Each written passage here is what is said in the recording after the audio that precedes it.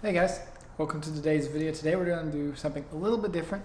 I thought we'd do kind of a Q&A session just to kind of see what y'all thought of it, as well as for y'all to get to know me a little bit better.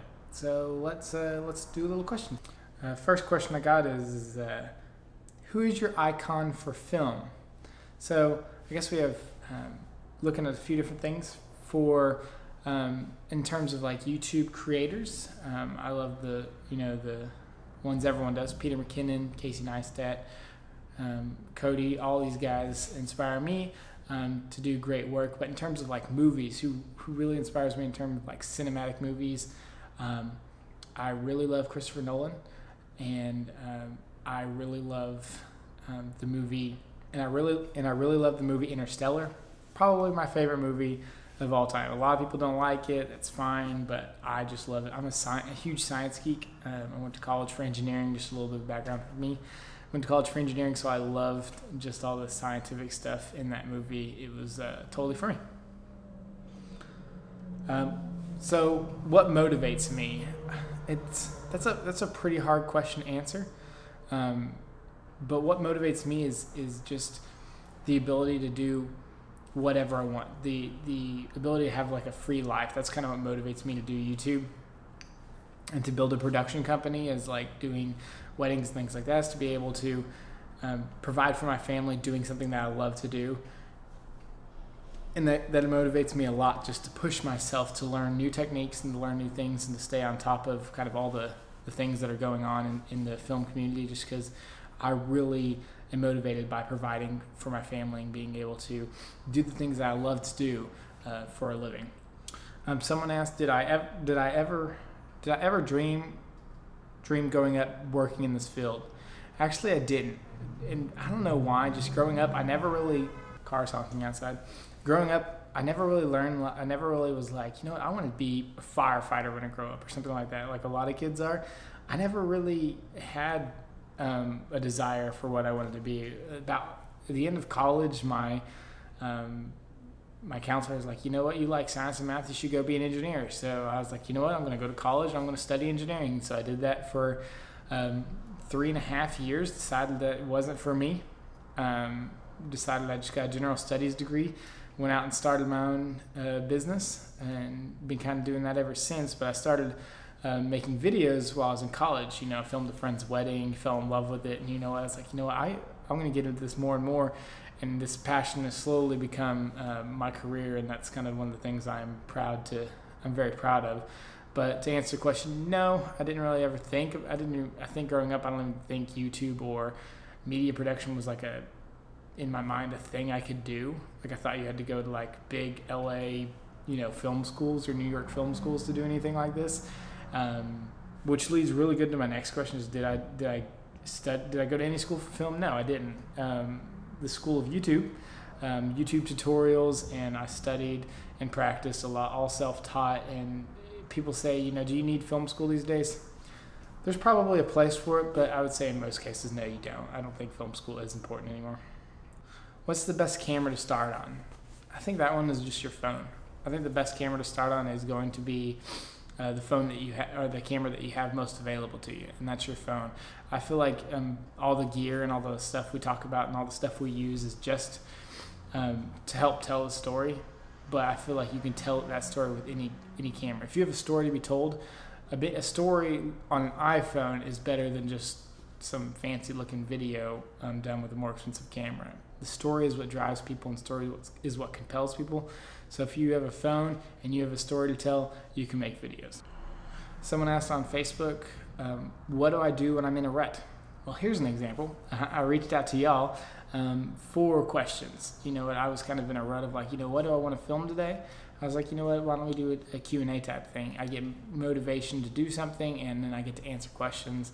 So it's kind of like a win-win for everybody, as well as throughout the week or throughout the day, I always write down in my phone like video ideas. Like, I have a few I want to work on. They're just ones that are going to take a little bit more time. So I'm working on them now, but I want to make them as best as they can be, so they weren't ready to put out today. But just journal. If any thought that comes to your mind, journal it down. It's like, I want to make a video over this. Journal it down. And use whatever is available to you. I like making videos with my family because I have a family, right? make videos just to go out and do stuff. I saw Cody put out his vlog just talking about documenting. He didn't have time to create because he's busy, but it's all about documentation, and that's the key, is just repetitiveness, consistency. Just go out and film something. If you don't have an idea, just document your day, document your journey, trying to figure out what you want to do. I mean, that can be entertaining as well. Let's see. What got me into YouTube and what are some of my favorite channels? What got me into YouTube was kind of by accident. I learned everything from YouTube, and I didn't really ever think about posting things on YouTube. And I think it may have been my wife who told me, well, if you enjoy watching it so much, why don't you make something to put on there? And so that's kind of been me. That's kind of me right now, is trying to figure out what I want to produce. But I think that's such a great idea. And YouTube is such a... I used to think when I was learning, oh, maybe I should go to LA, maybe I should go to New York and go to school to figure this out and to try to get on big productions. But one of the things I learned is I just don't have the passion to work on big productions with like hundreds of people. Now, don't get me wrong, I would love to do it, to experience it. But I really enjoy kind of YouTube's intimate, small one creators to small teams of people to producing content to share with others. I think it's a great idea, and just like it's immediately available. It's not like it doesn't take years to produce a small video. You can just put it out and you get instant response, instant comments, instant likes, thumbs up, thumbs down. You get to see immediate feedback on your project, which helps propel your next one. Or a lot of times in these big films, they're working on the next film before the first one's even really out. So you don't get to see the immediate change that can happen due to positive or negative responses to the videos that you put out. But some of my favorite channels, talked about like Peter McKinnon, Maddie, all the filmmaking tutorial guys, Casey, Cody. My biggest problem is I probably watch too much YouTube. And so it's kind of like one of my favorite things taken is I just watch way too much. So that's something that you work on, right? My goal is to shift more towards creating and less consumption, right? I should be creating more than I'm consuming, and right now I do the opposite. So that's kind of my goal, is to switch that mentality around. So I think I got a few more questions here. Who did I first watch on YouTube? Interesting thought. Thinking about it, the first person I watched on YouTube may have been a Casey Neistat vlog, I used to be really big into gaming. I used to watch a lot of gaming channels. But when I started to focus on wanting to create something, I'd watch channels like Dave Dugdale, DSLR video shooter. Caleb still produces great content, watches live streams, and things like that. Filmright was one of my biggest people to learn. Everything I learned from is Filmright. Loved that channel for a long time, and that's pretty much how I learned everything that I knew was from like channels like Filmright and DSLR video shooter and Dave Dugdale and other tutorial people like that. That was kind of the people I would follow, and that's kind of who I first watched. So my last question I got what is one of your biggest failures? What is one of the biggest failures that you learned the most from?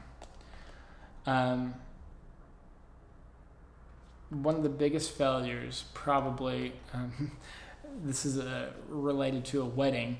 Luckily, everything worked out great in terms of like the final production, but things I learned was preparedness. When I very first started doing weddings, sometimes I didn't come in as prepared as I needed to, and I was in a wedding and I didn't buy enough batteries. I didn't think that I would use as many as I did. Ran out of batteries. Had like switched to another camera. I missed the first kiss once, or not. I'm sorry. I missed the first look once. I've missed a kiss in a wedding once, and I've done hundreds of weddings. So I mean, I've definitely learned from that and how to time the way I do things. Oh, I failed SD card at a wedding once, so that's why I use the Sony a7 III now, is so I can have dual SD card slots, backup record, backup record, backup record, backup everything. I've lost SD cards I've lost parts of footage.